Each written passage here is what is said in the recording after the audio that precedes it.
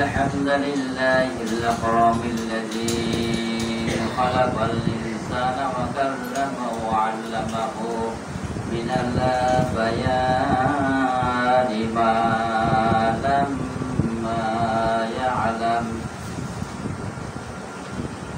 فسبحان الذي لا يحصى امتناه باللسان ولا بالقلم ونشهد أن لا إله إلا الله وحده لا شريك له ونشهد أن سيدنا وحبيبنا ومولانا محمدا عبده ورسوله الذي أرسله بالحق بشيرا ونذيرا وداعيا إلى الله بإذنه وسراجا منيرا فقد قال الله تعالى في كلامه المجيد والفرقان الحميد أعوذ بالله من الشيطان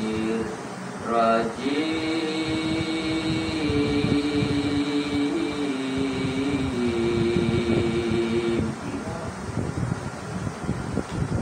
بسم الله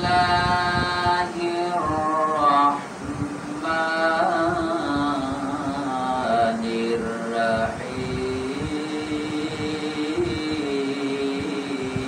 الرحيم إن الذين قالوا ربنا الله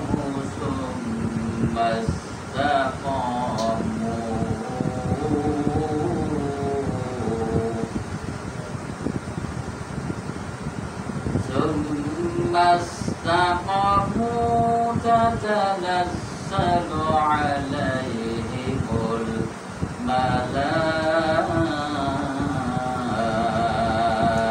الملائكة إن الذين قالوا ربنا الله ثم استقاموا تتنزل عليهم الملائكة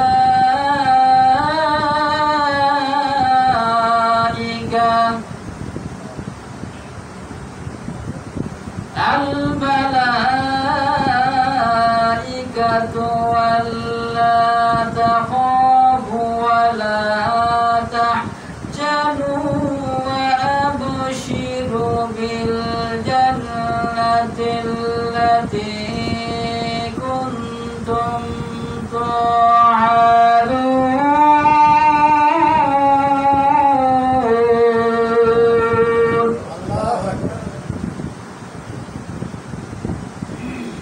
صدق الله العظيم وقال تعالى في حبيب شانه إن الله وملائكته يصلون على النبي يا أيها الذين آمنوا صلوا عليه وسلموا تسليما اللهم صل على سيدنا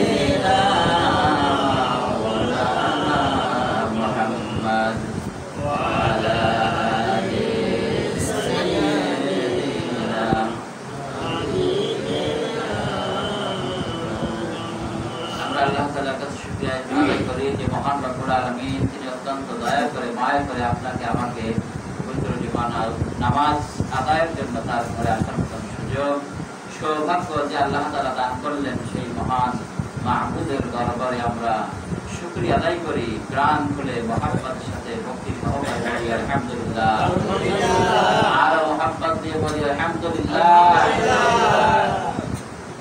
সম্মানিত হাজিরিন, এই শুকরিয়া আদায় করলাম, শুকরিয়া আদায় করলে খুশি হয় কে? আল্লাহ খুশি হয়। আর নারাজ হয় শয়তান। তাহলে আমরা শয়তানকে খুশি করবো না আল্লাহকে খুশি করবো? আল্লাহকে। খালি মসজিদে আসলাম, ইমাম সাহেব বললেন, খতিব সাহেব বলেন, জোরে বলেন আলহামদুলিল্লাহ, তখন আমরা আলহামদুলিল্লাহ বলি, কিন্তু ওই সময় বলা যাবে না? সব বলা কি নিষেধ আছে? তাহলে অন্য সময় কি আপনারা আমরা যারা মসজিদে আসছে বুকে হাত দিয়ে বলি, অন্য কাজ যখন আমার একটা সফলতা আসে কিংবা একটা রোগ থেকে মুক্তি পেয়েছি, সর্ব অবস্থায় মানে যে এখন দুপুরবেলাতে খানা খেলাম, সকালবেলা খানা খেলাম, রাত্রিতে খাইলাম, যত উপকার পেলাম এটা সব নিয়ামত কাজ। অন্য সময় শুকরিয়া করি না। যখন মসজিদে আসি, যখন ইয়াসা করেন শুকরিয়া আদায় করি, এই সময় করি। কিন্তু না, আল্লাহ পাক বলেন, আল্লাহ রাব্বুল আলামিন বলেন, লা ইন শাকারতুম ওয়া লা আযিদান্নাকুম ওয়া লা ইন কাফারতুম ইন্না আযাবি লাশাদীদ।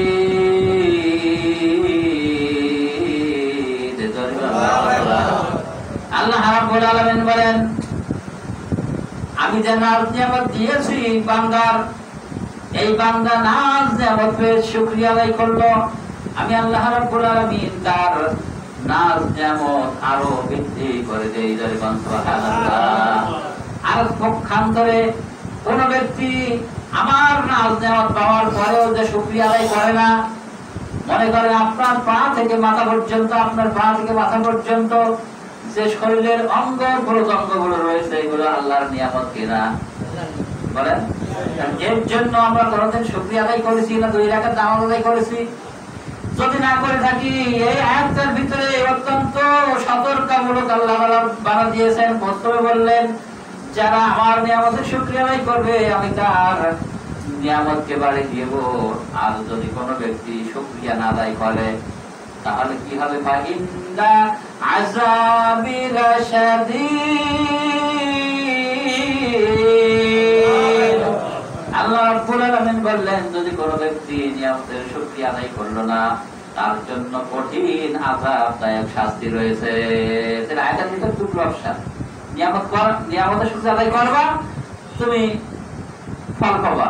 আর যদি নিয়ামতের শুকরিয়া আদায় করবা না, তোমার কোন দিক থেকে না কোন দিক থেকে তোমার মানে আযাব, গজব, মুসিবত দিয়ে, আমরা মনে করি আকাশ থেকে যখন এরকম সরকা পড়ে, বিরাট ঝড় হয়, এইগুলো মনে হয় বিপদ। না না, মানুষের জন্য বিপদ অনেক প্রকারের। আপনি আমি রাস্তা থেকে বাইর হয়েছি, হঠাৎ অ্যাক্সিডেন্ট হয়ে গেল, এটা বিপদ কিনা বলেন? এগুলো বিপদ কিনা আমার বন্ধুগণ? এরপরে দেখা যায় আপনার আমার সংসারের ভিতরে একটা জিনিস নষ্ট হয়ে গেল, এটা বিপদ কিনা? কিন্তু আল্লাহ যদি চাইতেন হেফাজত করে রাখতে পারতেন, কিন্তু আল্লাহ তাআলা আমার দিকে হয়তো কোনো জরুরি আছে, এই জন্য আল্লাহ রাব্বুল আলামিন সতর্ক করার জন্য এই ছোটখাটো কিন্তু সতর্ক দিয়ে থাকেন। এরপরে বান্দা যখন যে সতর্ক যখন সংকেত দিল, এই সংকেত উপেক্ষা করে আর যখন পাপ কাজ করতে লাগে, আল্লাহ রাব্বুল আলামিন তখন বিপদ যখন বড় ধরনের দিয়ে থাকে। ঠিক কিনা বলেন? আল্লাহ রাব্বুল আলামিন বলেন, ওয়া মা আসাবাকুম মিন মুসিবাতিন ফাবিমা কাসাবাত আইদিকুম ওয়া ইয়াফু আন কাসীর। আল্লাহ রাব্বুল আলামিন বলেন, আমি তোমাদের উপরে বিভিন্ন সময় বিভিন্ন রকমের বালা মুসিবত দেই, বিপদ দেই, এগুলো হলো তোমাদের 2 হাতে কামাই করা ফল। এটা কিন্তু আল্লাহ জানাই দিয়েছেন। আল্লাহ তাআলা বলছেন, তোমাদের 2 হাতে কামাই করা ফল আমি এই জন্য তোমাদের মাঝে মধ্যে ছোটখাটো হোক, যেভাবে হোক, তোমাদের উপরে বিপদ বালা মুসিবত রোগ সব একদিকে থাকি, তার কারণ বান্দা তুমি যাতে তুমি যে অন্যায় মধ্যে রয়েছো তুমি বলতে পারো যে আমি এই অন্যায়টা করতেছি ওর থেকে ফিরিয়ে আসার জন্য। আল্লাহ পাক আরো সতর্ক করে দিচ্ছেন, বান্দা এরপরে যদি তুমি আমার পথে না আসো, তওবা না করো, আমার দিকে ফিরে না আসো, বান্দা শুনে রাখো তুমি যে প্রত্যেকটা পাপের কারণে আমি যদি তোমাকে পাকড়াও করতাম, আমরা যে পাপগুলো করি এই পাপের কারণে প্রত্যেকটা কারণে যে আল্লাহ যদি পাকড়াও করতেন, আল্লাহ পাক বলছেন তুমি এক পা উঠাই আর একটা কদম ফেলাবা এই সুযোগ তুমি পেতে না। ঠিক কিনা আমার বন্ধুরা? তার কারণটা হলো আপনি লক্ষ্য করে দেখেন, আপনার গুনাহ আমার গুনাহ কেউ জানে না, জানে নাকি? কেউ জানে না।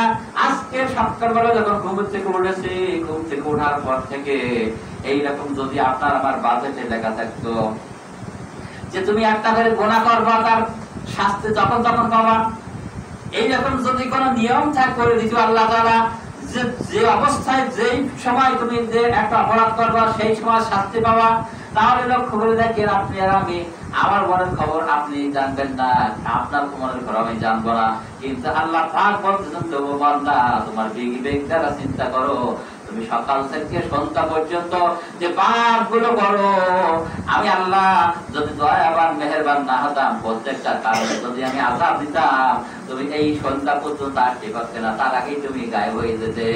ঠিক কিনা? তাহলে আল্লাহ পাক বলছেন যে আমি তোমার বিবেক দিলাম, বুদ্ধি দিলাম, বিধা দিলাম, যে কোনটা ভালো আর কোনটা বন্ধ, এই বুদ্ধি কি কারণ দিয়েছে মানুষ ছাড়া? তাহলে মানুষ দিয়েছে, আল্লাহ কিন্তু ভালো আর মন্দ দুইটা সৃষ্টি করেছে, দুইটা সৃষ্টি। আমরা মনে করতে পারি কি আল্লাহ খালি ভালোইটা রাখতে পারতো, আবার মন্দ দিল কেন? হ্যাঁ, কিন্তু এগুলো হলো মানে এই প্রশ্নগুলো, এই যুক্তিগুলো হলো শয়তানি যুক্তি। তার মানে কি, ওই যখন আদম আলাইহিস সালামকে আল্লাহ সৃষ্টি করেছিল, ওই সময় আমার বন্ধুগণ আদম আলাইহিস সালাম যখন সৃষ্টি করা হলো, আল্লাহ রাব্বুল আলামিন তখন বলেছিলেন আদম তুমি আর তোমার স্ত্রী ওই জান্নাতের ভিতরে বসবাস করো, কিন্তু ওয়ালা তাকরাবা হাযিহি শাজারাতা ফাতাকুনা মিনাজ জালিমিন, ওই একটা গাছ দেখা যাচ্ছে, ওই গাছের নিকটে কখনো যাইবা না, আর ওই গাছের ফল যদি খাও তাহলে জালিমে পরিণত হয়ে যাবে। এবারে কার? আল্লাহ। তাহলে আল্লাহ বলল যাবা না, তার গাছটা সৃষ্টি না করতে পারছে, তাহলে নিষেধ করলো কেন? এটা কিন্তু এর ভিতরে হিকমত আছে, আল্লাহ কেন করলেন? আমার বন্ধুগণ এরপরে দেখেন, শয়তানকে আল্লাহ পাক সৃষ্টি করেছেন, এইবার আদম আলাইহিস সালামকে যখন সিজদা দিতে বলল, শয়তান দিল না। হ্যাঁ, শয়তান দিল না। ও কি করলো? বলল আল্লাহ তাআলা আমি হলাম আগুনের তৈরি আর আদম হলো মাটির তৈরি, আমি সিজদা করব না, করব না। আমার বন্ধুরা এখানে কি হলো? আমি কিন্তু বোঝাতে চাচ্ছি জিনিসটা, এখানে শয়তান কি খাড়া করলো যুক্তি, কেন? আমি হলাম আগুনের তৈরি আর আদম হলো মাটির তৈরি।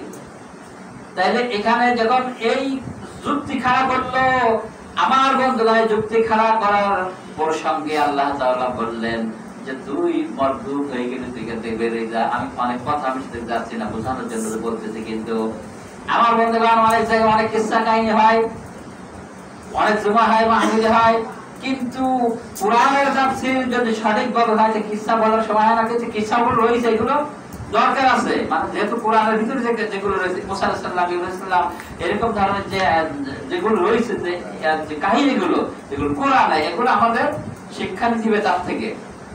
কিন্তু আসলে কোরআনের যে প্রত্যেকটা আয়াতের ব্যাখ্যা তাফসীর যদি করা যায় আমার বন্ধুগণ, তাহলে মানুষের জীবনটা কিন্তু পরিবর্তন হতে সম্ভব হয়, সময় লাগে না। ঠিক কিনা? পরিবর্তন হতে সময় লাগে না। আমার বন্ধুগণ যে কথা বলছিলাম, তাই শয়তান যুক্তি খাড়া করলো কি আমি হলাম আগুনের তৈরি, আদম হলো মাটির তৈরি, আমি তার কাছে সিজদা করতে পারবো না। আমার বন্ধুগণ এবার লক্ষ্য করে দেখেন, আদম আলাইহিস সালামের দিকে লক্ষ্য করে দেখেন, আদম আলাইহিস সালাম আল্লাহ তাআলার ওই হুকুমকে কোন রকম অসতর্কতাবশত ওই গাছের নিকটে গিয়েছিল আর ফল খেয়েছিল। আল্লাহ তাআলা বললেন যে আদম আমি তোমাকে নিষেধ করেছিলাম ফলটা খাওয়ার জন্য, কিন্তু তুমি যখন খেয়েছো আমি বলেছি তুমি জালিম হয়ে গেছো, তুমি বেরিয়ে যাও, জান্নাত থেকে বেরিয়ে যাও।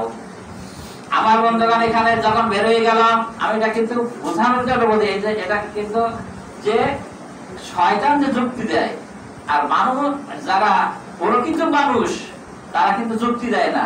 এক কথায় আল্লাহর কথা যখন এসে যাবে, আল্লাহর হুকুম যদি থাকে, সামি'না ওয়া আতা'না, তার মানতে হবে নাকি? এখানে কোন রকম দ্বিমত করা যাবে না, সেইটাই বোঝাতে যাচ্ছি। আমার বন্ধুগণ, আমার ভাইরা, আদম আলাইহিস সালাম যখন জান্নাত থেকে বেরিয়ে আসলো, আদম আলাইহিস সালাম বললেন আমি ভুল করে ফেলেছি, আমার ভুল এটা। তিনি যখন বলতে লাগলো, রব্বানা যালামনা আনফুসানা ওয়া ইল্লাম তাগফির লানা ওয়া তারহামনা লানাকুনান্না মিনাল খাসিরিন।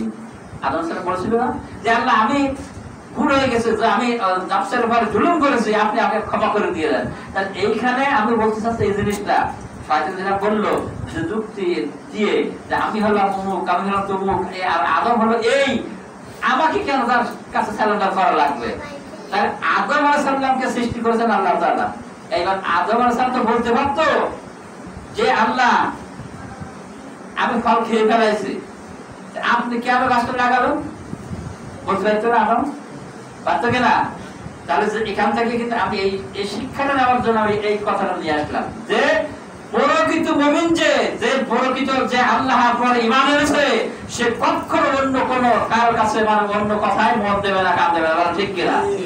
আমার ভাইরা, আমার বন্ধুগণ, আদম আলাইহিস সালাম যিনি মনে করলেন আল্লাহ যেটা বলেছেন আমি লঙ্ঘন করেছি, তাইলে আমি অপরাধী হয়ে গেছি, তিনি ভুল স্বীকার করে আল্লাহর কাছে মাফ চাইলেন। এই জন্য কোন অবস্থাতেই ইসলামের কথা হোক, কোরআনের কথা হোক, হাদিসের কথা হোক, যুক্তি খাড়া করা যাবে না। অনেকে বলে আল্লাহ কই, আমি নামাজ পড়তেছি তো আল্লাহকে দেখতে নিচ্ছিস নাকি, বলে না? আমার ভাইরা, আমার বন্ধুগণ, অনেকে বাড়িতে থাকে নামাজ পড়ে না, আবার পাশে মসজিদ রয়েছে, যখন একামত হচ্ছে তখন দেখে মুসল্লিরা তাকায়, দেখে কিনা ঘরের ভিতরে ঢুকে যায়। এরকম মুসল্লি আছে না নাই? মানে আছে না নাই? এরপরে দেখা যায় যে ফজরের সময় যে মসজিদ যে বাড়ি, ওই সময় তো কোনো কাজ কাম থাকে না, থাকে নাকি? সবাই বাড়িতে অনুষ্ঠান করে না? তাহলে মসজিদে ফজরের সময় কোনো মানুষের কোনো কাজ নেই, সব শুয়ে আছে, রিল্যাক্সে আছে। ওই সময় ফজরের নামাজে মুসল্লি আরো কম, ঠিক কিনা? তাহলে আল্লাহর হুকুম আমরা কোনটা মানছি? যে ইব্রাহিম আপনার আদম আলাইহিস সালাম একটা হুকুম অমান্য করে তার এই শাস্তি ভোগ করলো, আর আমরা সকাল থেকে সন্ধ্যা পর্যন্ত কতটা নষ্ট করতেছি। আর আমরা মনে আমার সাথে আল্লাহ বলি এই জগতে আর মনে হয় নাই, নামাজও পড়ি না, মনে করে আমি হলো পাক্কা ইমানদার। হ্যাঁ, ঠিক কিনা? আমার ভাইরা, আমার বন্ধুগণ, যে কথা বলছিলাম নামাজ আদায় করতে হবে। নামাজ, আমার ভাইরা, এই নামাজের ভিতরে রাসূল কারীম সাল্লাল্লাহু আলাইহি ওয়াসাল্লাম হাদিস বর্ণনা করেছেন, মুসলিম শরীফের হাদিস, ভালো করে খেয়াল করবেন কিন্তু, যে বান্দা আমরা আমাদের যে আমলনামাগুলো, আমাদের যে চেহারাগুলো, আমাদের যে ফটোগুলো, আমাদের এই সমস্ত এগুলো হাদিসের ভিতরে আসছে আল্লাহ রাব্বুল আলামিন দৈনিক 2 বার দেখতেছেন।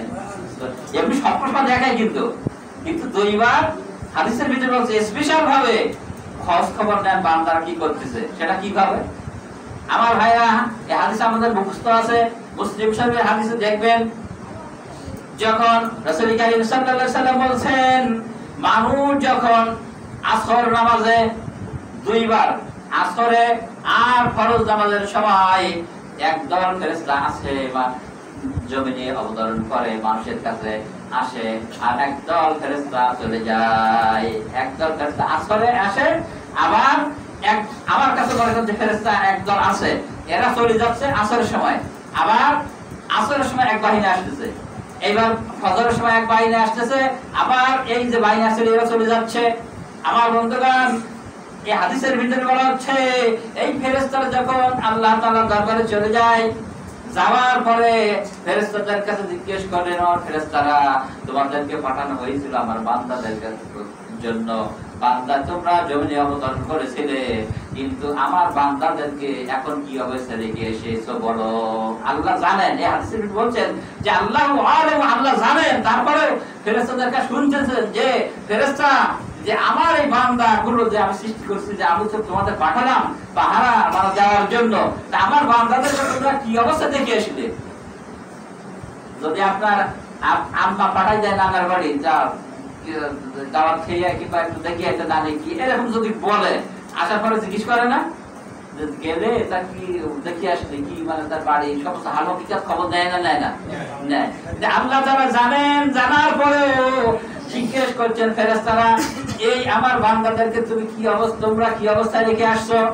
ফেরেশতারা বলেন, আল্লাহ তাআলা আপনার বান্দারা আসরের সময় যখন আমরা গিয়েছিলাম, আর এই বান্দারা দেখেছি আমরা নামাজরত মসজিদে আছে, আল্লাহু আকবার, নামাজে আছে, এই অবস্থা দেখে আসলাম। ফজরের সময় ওইরকম জায়গা একদম চলে যায়, তাদের কাছে জিজ্ঞেস করলেন কি অবস্থায়, পরে তারা দেখলাম নামাজের মধ্যে আছে। আমার বন্ধুগণ, এবার ফেরেশতারা যখন রিপোর্ট দেয় আমি শুয়ে আছি ফজরের নামাজে, তখন আপনার নামটা আমার নামটা কি আল্লাহর কাছে বলবে নাকি? বলবে। বলবে যে ওই ব্যক্তি এখন ঘুমাইছিল। প্রত্যেকে রিপোর্ট করে যখন নেবে, আল্লাহ যখন হিসাব করে নেবে, তখন ফেরেশতারা বলবে ওই ব্যক্তি এই কাজ করেছিল, ওই ব্যক্তি দেখলাম অমুকের সঙ্গে, অমুকের মেয়ের সঙ্গে, অমুকের বউর সঙ্গে মোবাইল করতেছে আসারের সময় নামাজ বাদ দিয়ে। আমার বন্ধুগণ, ওই মহিলা দেখলাম বেপরদা ভাবে এরকম বেরোচ্ছে, তার স্বামী কিছু বলে নাই, তার সন্তানরা কিছু বলে নাই, এইরকম ভাই দিন দিন দিন করে বেরোচ্ছে। ইসলাম দিকে এসে তাহলে বলেন ওই রিপোর্টটা কি আপনার জন্য আমাদের ভালো হবে না খারাপ হবে? খারাপ হবে না? যদি খারাপ হয় আমার ভাই, আমার বন্ধুগণ, তাহলে আল্লাহ রাব্বুল আলামিন যখন আপনারা আমার জন্য যে ব্যবস্থাগুলো রেখে দিয়েছেন, এটা কি কারণে বলেন? আমরা জানা সত্ত্বেও আপনার যে বিবেক, আমার যে বুদ্ধি দিয়েছেন, একটা ভালো মন্দ আমরা বুঝি না। এখন যদি আপনাদের কাছে শোনা হয় যে নামাজ পড়া ভালো না খারাপ, কেউ খারাপ করবে? নামাজ না পড়লে জাহান্নামে যাওয়া লাগবে, এটা কি বলবেন না আপনারা সবাই? এটা আমরা মুখে স্বীকার করি, কিন্তু অন্তরে কাজে নেই। সবার বলছি না, কিন্তু এমন মনে করে যে আমি তো ৫ ওয়াক্ত নামাজ পড়ি, আমার বলতেছি মনে হয়। এরা আছে না নাই? এরা মুসলিম রয়েছে যারা সপ্তাহে একবার নামাজ পড়ে, আছে না নাই? আমার মুসলিম রয়েছে বছরে 2 বার নামাজ পড়ে, আছে না নাই? এরকম কোয়ালিটির মুসল্লি রয়েছে। আবার এই মুসল্লি মারা গেলে দেখেন কত কায়দা করে কাফন দাফন করে, বড় একটা হুজুর ডেকে নিয়ে মনে করে যে বাজার বড় মসজিদের ইমাম এনে জানাজা পড়ালে মনে ব্যস্ত চলে যাবে। আমার বন্ধুগণ, বলা হচ্ছে ওই ব্যক্তি যদি কাবা শরীফের ইমাম হিসেবে জানাজা পড়ানো হয়, তারপরেও কি পাবে? জান্নাত পাবে। কেননা সে তো রসুলের দল করে নাই, রসুল যে হুকুম করে দিয়েছিল সে হুকুম অনুযায়ী তার জিন্দেগি পালন করে নাই। আমি কিন্তু কেসান দেখে যাচ্ছি না, কিন্তু মানে কাহিনী যেগুলো আছে অনেক বড় বড়, কিন্তু আমি যে কোরআনে যে একটা ধারাবাহিকতা, যে একটা তাফসীর, এর ভিতরে এই যে আলোচনাগুলো আমাদের শোনা প্রয়োজন আছে না? যে আমরা এই জীবন যে গঠন করতেছি, আপনার আমার যে বুদ্ধিটা দিল, যে বিবেক দিয়েছেন, এই বিবেক দিয়ে আমি কি করতেছি? মসজিদে নামাজ পড়ে বেরোবো, শেষ। এরপরে আমি দুনিয়া করতে বলেছেন, আল্লাহ পাক বলেছেন কি, এই যে জুমার নামাজে আপনারা আসছেন, এখন বলতে গেলে অনেক কথা, লাইন ঘুরিয়ে যাচ্ছে আবার। এই জুমার নামাজে আসছেন আমার বন্ধুগণ, এই জুমার নামাজের ভিতরে কল্যাণ রেখেছে। এক সাইড থেকে আবার আর এক সাইড চলে আসলে মনে ঠিক গেল। আমার ভাই, আমার বন্ধুগণ, আল্লাহ রাব্বুল আলামিন এই জুমার দিনের জন্য একটা সূরা আছে না নাই? আছে না? কি সূরার নাম কি বলতো? সূরাতুল জুমা। তাহলে এই সূরাতুল জুমার ভিতর কি বলেছেন আমরা জানি, আমরা প্রত্যেক মুসলমানরা কিন্তু জানি। তাহলে আমল করে কিভাবে? সেটা হলো এই আল্লাহ তাআলা বলছেন, ইয়া আইয়ুহাল্লাযীনা আমানু ইযা নুদিয়া লিস সালাতি মিয়াউমিল জুমআ ফাসআউ ইলা যিকরিল্লাহি ওয়া যারুল বাই' যালিকুম খায়রুল লাকুম ইন কুনতুম তা'লামুন।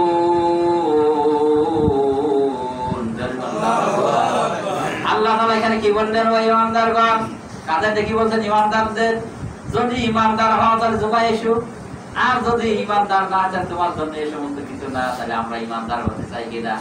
আমি একটু আগে বলছিলাম ইমানদার সাজাইয়ে আপনাকে আমাকে যখন মৃত্যুবরণ করবে, আমি যখন মারা যাব, আমার ইমানদার সাজাইয়ে কত কায়দা কানুন করে কত রকম করে কবর দিয়ে আসবে।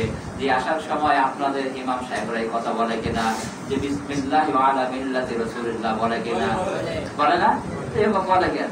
বলে হলো এইটার অর্থ হলো যে এই মাইয়াতকে আল্লাহর নামে রাসূলের দলে রেখে গেলাম। বিসমিল্লাহে ওয়া আলা মিল্লাহ মানে দল। দলের কথা কোরআনে আছে না নাই? আছে না নাই? অনেকে বলে দলের কথা আসবে কেন? দল করবো আমরাই, রাজনীতি করবো আমরাই। হুজুরও থাকে মসজিদে, হুজুরা রাজনীতি করার কথা করানো যায়? ওদিকে গেলে আবার অনেক দেরি যায়। কোরআনের রাজনীতি আছে কিনে নেই? সে রাজনীতির ভূমিকা অনেক বড়। সেদিকে রাসূল সাল্লাল্লাহু রাজনীতি করেছেন, আল্লাহ স্বয়ং বলেছেন। তাহলে এখানে এক শ্রেণীর লোক বলে যে কে রাজনীতি, হুজুরা থাকে মসজিদ তসবিহ করবে, আর আমরা হলো দেশ চালাবো, আমরা মুখ করবো তুমুক করে, এরকম লোক আছে না নাই?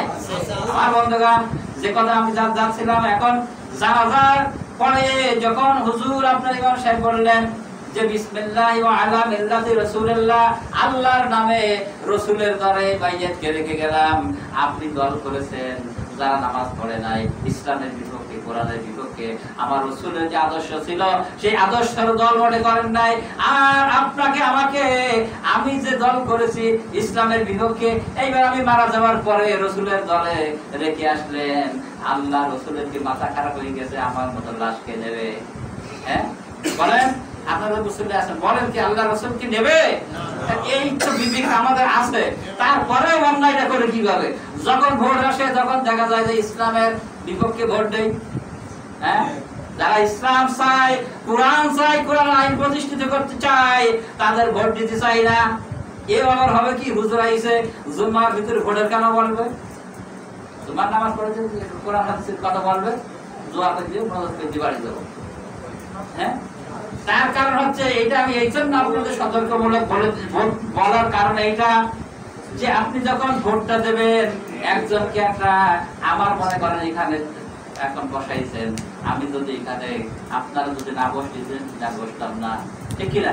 ঠিক কিনা? আপনারা যদি চয়েস না করতেন তাহলে আমি কেন থেকে আসতাম না। এখন আমি যদি পাপ কাজ করি, আমি যদি খারাপ কাজ করি, তাহলে কি আপনারাও দোষী হবেন না? কেন? আমি জানতাম যে এলো এইরকম, তারপরে আপনি দিয়েছেন, তাহলে আপনি অপরাধী হবেন না?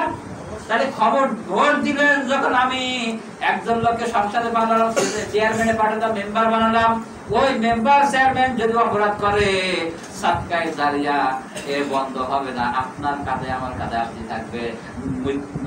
মৃত্যুর পরেও কিন্তু সাদকায়ে জারিয়া কবরে যাবে, যাবে না?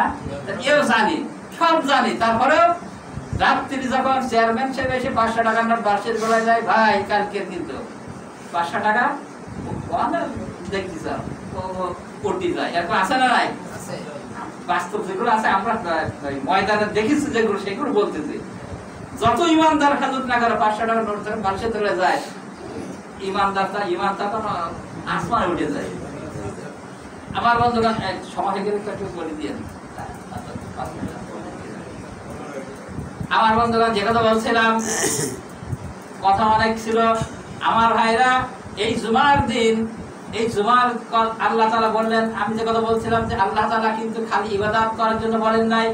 ফজরের নামাজ পড়েছেন, নামাজ পড়ার পরে এবার কিন্তু আল্লাহ তাআলা, আল্লাহ রাসূল কি একটা নির্দেশ দিয়েছিলেন কি, ওয়ারান নবী সাল্লাল্লাহু আলাইহি সাল্লাম, আল্লাহ রাসূল সাল্লাল্লাহু আলাইহি সাল্লাম বলেছেন, আল্লাহ রাসূল সাল্লাল্লাহু আলাইহি সাল্লাম বলেছেন, যখন তোমাদের ফরজের নামাজ, ফজরের নামাজ পড়া হয়ে গেল, তখন তোমরা পড়ে দেখো না, তোমরা রুজি রাজার তালাশের জন্য জমিনে বেরিয়ে পড়ো।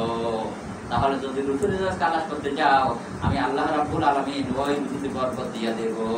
এই কথা কার কথা? আল্লাহ বলেছেন, আয়াত রাসূল সাল্লাল্লাহু আলাইহি ওয়াসাল্লাম বলেছেন, হাদিসের ভিতরে বলেছেন, আল্লাহ রাসূল বলেছেন যে তোমরা ফজরের নামাজের পরে আর বসে থাকবা না, তোমরা তোমাদের রুজি রোজগার, তারা তোমার যে ব্যবসা, তোমার বাণিজ্য, তোমার চাকরি, তোমার যা দরকার তুমি বেরোই করবা। আল্লাহ কি তাই বলেছেন নাকি তুমি খালি ইবাদত করো? তুমি যে চাকরিতে যাবা, যেটা হালাল হয় ওটাও তোমার ইবাদত, ঠিক কিনা? ওইটা যদি আমি সৎ পথে ব্যবসা করি সেটা ইবাদত, তাহলে আমি অসৎ পথে করলাম, আমার বন্ধুগণ নামাজ পড়লাম না, নামাজ না পড়ে ব্যবসায় গেলাম, কি চাকরিতে গেলাম, অমুক কাজে গেলাম, বাড়িতে এসে দেখি স্ত্রী টিং টিং টিং টিং করতেছে, ভাই তাড়াতাড়ি চলো ডাক্তার কাছে, কি পেট ব্যথা করতেছে। এরা আছে না নাই? আছে না নাই? তাহলে আল্লাহর কথা অমান্য করে কাজে গেলাম, বরকত হলো নাকি? 500 টাকা ইনকাম করলাম, ডাক্তারের কাছে গেছি, যাওয়ার পরে ডাক্তার পরীক্ষা দিয়েছে 1,500 টাকা। এরকম আছে না নাই? এগুলো বাস্তব কিনা? তাহলে আল্লাহর কথা যদি মানতাম যে না, ফজরে আল্লাহ ফজরের নামাজের পরে বলেছেন তোমরা জমিনে ছড়াই পড়ো, বসে থেকো না, তাইলে নামাজটা আদায় করে কোরআন তেলাওয়াত করে যদি বেরিয়ে যেতাম, তাহলে ওই রুজি অল্প হোক না কেন ওতে কিন্তু আল্লাহ পাক বরকত দিয়ে দিত। এই জন্য জুমার নামাজের প্রেক্ষাপট আমি নিয়ে আসলাম। এই জন্য ইয়া আইয়ুহাল্লাযিনা আমানু ইযা নুদিয়া লিস-সালাতি মিন ইয়াউমিল জুমআহ ফাসআউ ইলা যিকরিল্লাহি ওয়া যারুল বাই'। আল্লাহ তাআলা বললেন, ঈমানদারগণ, যখন তোমাদের জুমার নামাজের আযান দেওয়া হয়ে যাবে, মুয়াজ্জিন ডাক দিবেন, তখন তোমরা আর কোনো কাজ করতে পারবে না, একদম পরিষ্কার হয়ে যাবে। কি বলে দিয়েছেন? তাফসীরে ইবনে কাসিরের ভিতরে লিখছেন, ওই সময় আযান হয়ে যাবে, যদি কোনো ব্যক্তি তারপরে কাজ করতে থাকে সে কাজ করা হারাম হয়ে যায়। এরকম ভাবে সতর্ক দিয়েছেন আল্লাহ। কোরআন তো বলে দিয়েছেন, এরপর বলছেন যখন তোমার নামাজের জন্য ডাকা হবে আর কোনো কাজ করতে পারবে না, আর কোনো কাজ করা যাবে না। তখন যখন আযান হয়ে যায় তখন আমাদের কাজ আরো বেড়ে যায় না? আমার বন্ধুগণ, এর ভিতরে অনেক কথা ছিল এই তাফসীরের ভিতরে।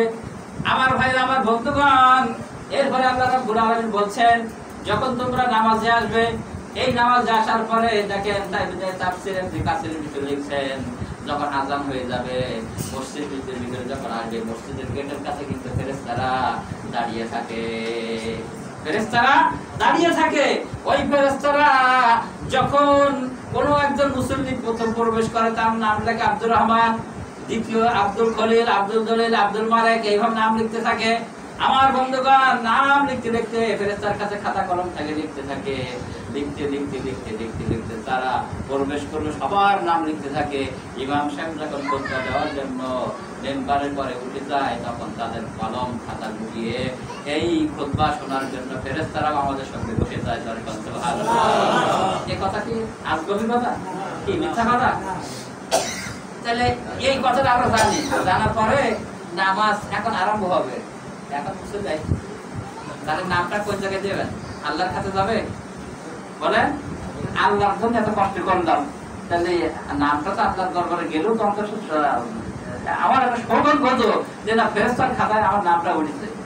হ্যাঁ, আমার বন্ধুগণ, এরপর বলছেন আল্লাহ রাব্বুল আলামিন বলছেন, ফাইজা কুদিয়াতিস সালাতু ফান্তাশিরু ফিল আরদি ওয়াবতাগু মিন ফাদলিল্লাহ ওয়াজকুরুল্লাহা কাসীরান লাআল্লাকুম তুফলিহুন।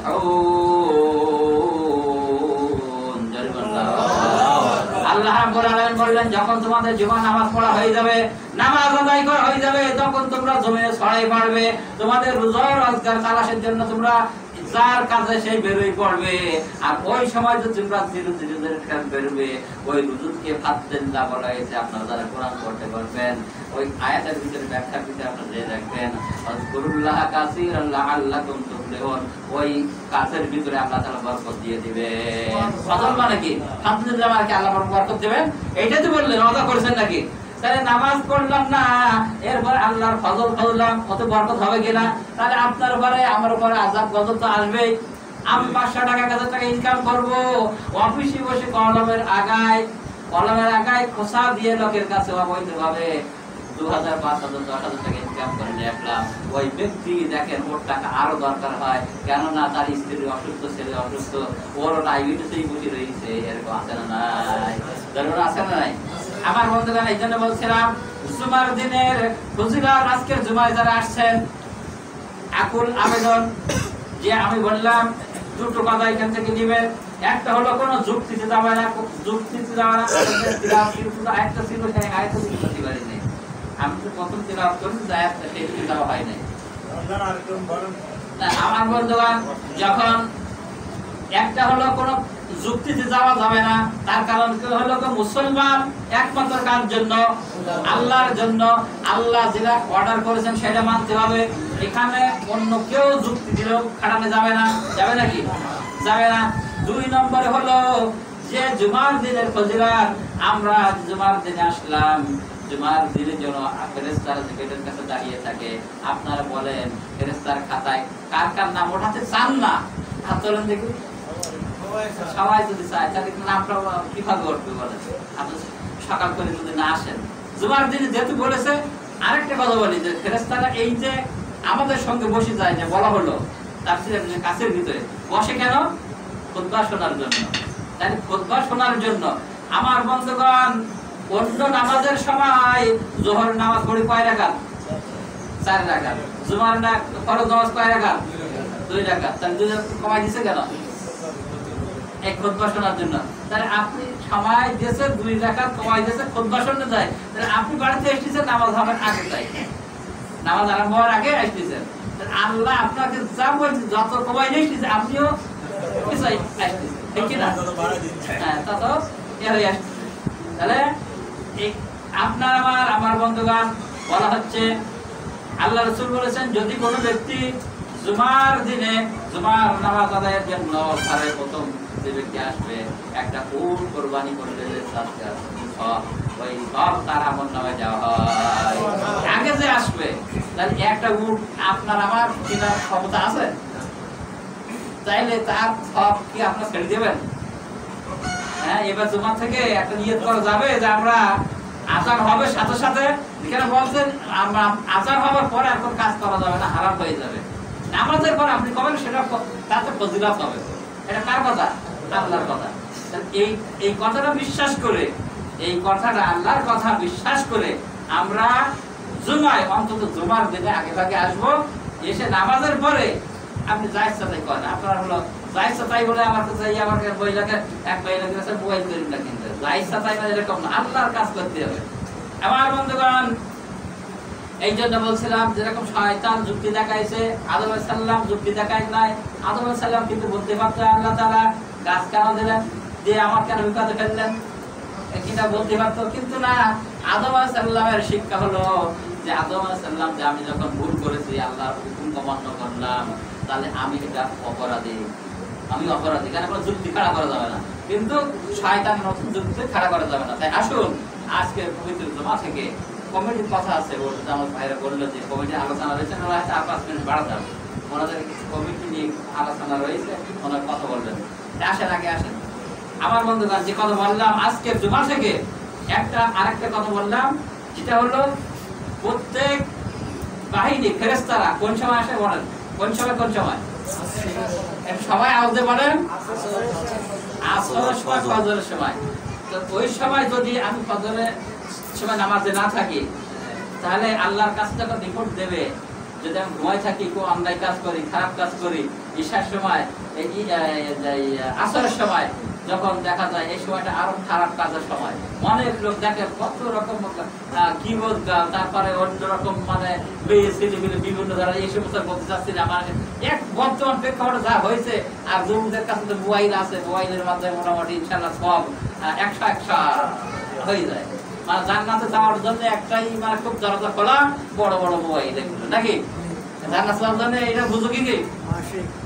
আমার ভাই, আমার বন্ধুরা, এই জন্য আসর নামাজ এটা আপনারা অবশ্যই নামাজ আদায় করার চেষ্টা করবেন। আমার রিপোর্টটা যেন আল্লাহর কাছে যায়, এই আকুল আবেদন আপনাদের কাছে। আপনারা কি এইগুলো মানতে পারবেন ইনশাআল্লাহ? আমাকেও আপনারা দোয়া করেন, আল্লাহ পাক যেন আমাকেও মানতে তৌফিক দেন। সবাই আল্লাহুম্মা আমিন। ওয়া আখির দাওয়ানা আলহামদুলিল্লাহ।